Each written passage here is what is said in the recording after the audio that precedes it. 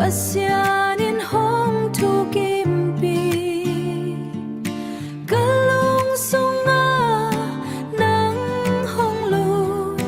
kahin na hong kipsakhi kung mu masakpen ni panin kalung sunga ng omhi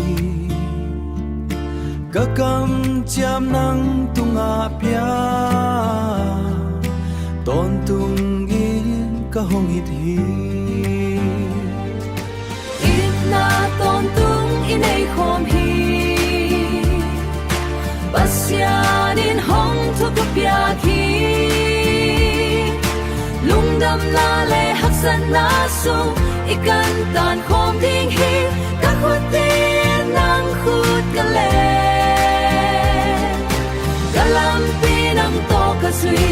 tuni panton tung dongi nang bekhi ka iton tu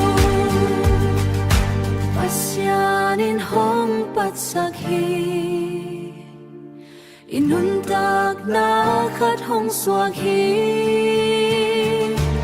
itna ton tung inay khom hi